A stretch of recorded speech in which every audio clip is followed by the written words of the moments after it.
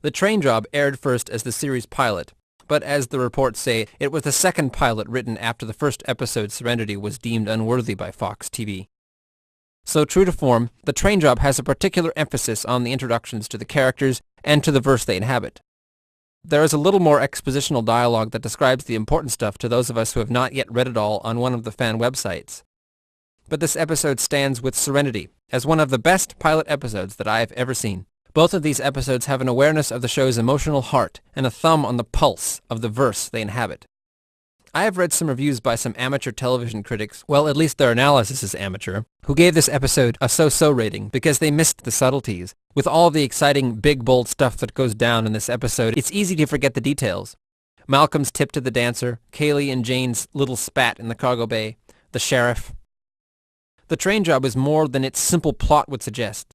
The train job is actually a little better than Serenity in the way that it compacts it all into 1 hour, including a bit more humor, good capsule introductions to the characters, and an action plot with a little more imagination, sometimes. The train job rolls so smoothly with all of its action and cool detail that it kind of starts to get a bit uppity, like it's trying to be the next Indiana Jones movie, but you'll hear no complaints from me. There's an energy about a person that's difficult to hide. You try to feel that. And then you try to feel the energy of their credit account. It has a sort of aura. When I watched this pilot episode for the first time, I got a bit mixed up, and I got the impression that Kaylee and Malcolm were brother and sister. Only the exact phrase I used was don't. Well, you're holding my mechanic in thrall, and Kaylee... I suppose you notice why I may have gotten that impression. Monkeys. Malcolm bosses her around like a captain should, I suppose, but he talks down to her and she doesn't seem to mind very much. Well, get the place squared In this scene, she storms off in a huff, but she seems to be taking it in stride like a little sister would. They are not siblings, apparently, we work before we play. But their love for each other seems to go beyond any relationship in this TV series. What exactly is their thing? In Out of Gas, we are shown exactly how their relationship started, but that only seems to bring up more questions. I have some ideas about their wonderfully enigmatic relationship, but I'll bring them up later. Just as in Serenity, there is a break between the obligatory character introduction sequences and the part of the episode where people get down to business and help us complete our understanding of their characters in other ways. While we're there, you'll stay confined to the ship. Is the petty criminal perchance ashamed to be riding with a companion? This guy has a very unlovely rep. He's got work for me? Fine. Firefly is brilliant at going back and forth between these two modes. Mal, if you're being a gentleman, I may die of shock. And this is a great boost to character-heavy plots like this one. Have you got time to do my hair? Out.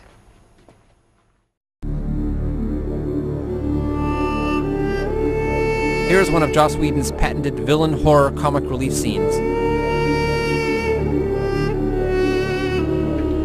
It's a good one to analyze.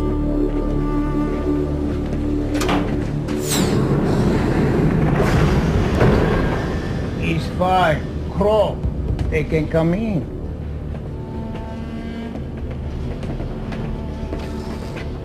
Malcolm Reynolds is which? I'm Captain Reynolds. My first mate Zoe. This is Jane. Very nice. We're getting a bit tense here, and then... Oop. You have seen Crow.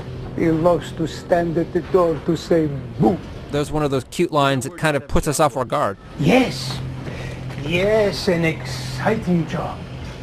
A train. Niska's speech is methodical. Has something I need. You have worked the train before? A bit of you. And it is kind of lulling us into paying close attention to this mesmerizing and borderline cute villain. Yes, good. You have reputation. This is all set up, of course, for the big sobering revelation in a moment. Well, glad to hear that. You know what is reputation? Is people talking? In a lesser television series, this scene could have been played on automatic pilot where the villain makes a few threats and the heroes talk tough. But this scene ups the stakes and manages to surprise us, alarm us, and skip around from point to point without getting sidetracked. Now for you, my reputation is not from gossip. You see this man, he does not do the job. I show you what I do with him. And now my reputation for you is fact, is solid. You do the train job for me, then you are solid. No more gossip. Right. Oh, you do not like I killed this man. Oh, no, I'm sure he was a very bad person. And here we go, back to cutesy mode. At dinner, I'm getting earful. There is no way out of that. So, the train job. Come in. I like the addition of the hints about Malcolm's reputation. It's a nice little undercurrent in this scene. You don't mind taking from Alliance, I think, from your reputation? This scene is not the most original or best in the episode, but it gets the job done with style. Spending your honeymoon in Paradiso? Actually, we're here looking for work. This sheriff is my favorite supporting guest character in the series, and this is against some pretty stiff competition. You a miner by trade? Either of them? Not really. Haven't seen many folk choose this life, weren't born to it. Well, work is real scarce for a couple just starting out. The sheriff, like his counterpart in this scene, Malcolm, gives me some hope about human nature. Bowden's malady. Know what that is?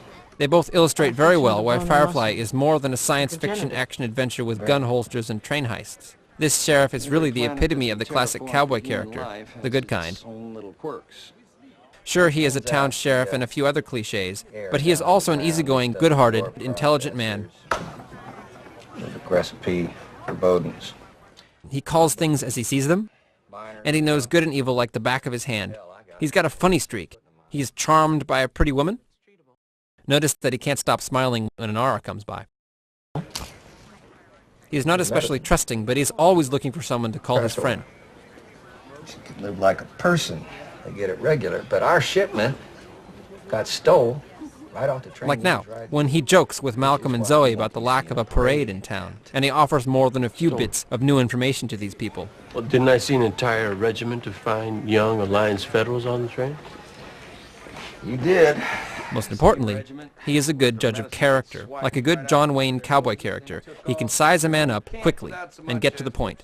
He's so good at this, in fact, that he gets himself confused. When confronted by these suspected train thieves, he surmises that these are indeed good people. So what the hell are they doing robbing trains? This is where his good nature sets in. He doesn't get all FBI secretive and hard-nosed on them. He lays it all out. The disease, the situation, and he seems to be letting these people think about what he suspects they have done. See the inside of a jail. Looks like we have learned a lot about this man in just 2.5 scenes. Let them breathe deep for the rest of their lives.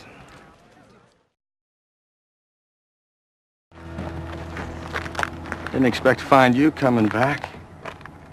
Didn't expect to be coming. Nothing missing. This sheriff is on screen for only a short while, but the character is an important one. You were truthful back in town. These are tough times. Firefly is about an often get a lonely job. verse where a man has to make decisions by the seat of his Might not look pants. too close at what The that sheriff job makes is. the right ones because he's been around the block a few times, But a man learns all the details of a situation like ours. Well, and he sounds the right note of hope. then he has a choice. His job is to catch bad guys, I don't believe he does. but he knows the meaning of mercy. Notice how he offers a drag on his cigarette to one of his prisoners. That's important. Let's get these crates back to town. Make ourselves useful. Because it foreshadows the mercy he gives to Zoe and Malcolm in this last scene.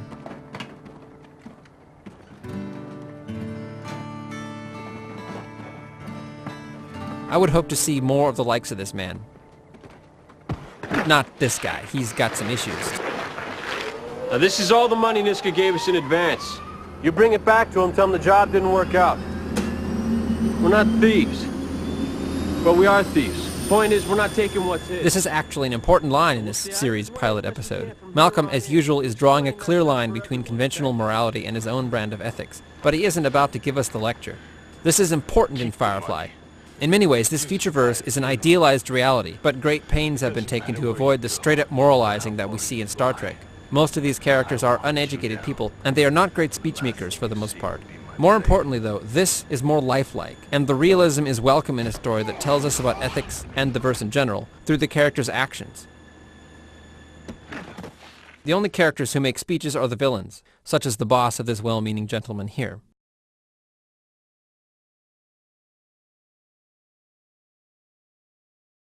The most common complaint about The Train Job from the small posse of online critics that I have read is that this episode does not explain enough about the verse of the 26th century and other background details that these reviewers are hoping to hear about. They're right, really. The Train Job doesn't really explain much about the Alliance, why everyone speaks Mandarin Chinese, why Kaylee is so nice to everybody, how Serenity flies so quickly from planet to planet, why no one has invented good scanning equipment to protect hover trains from theft. But who cares? Except them. So I have some advice. When watching dramas made by Joss Whedon, take what you get. His plots are superb at explaining only what you need to know now. And this is true for one simple reason. He probably doesn't know the answer to your question either. We're all playing it by ear.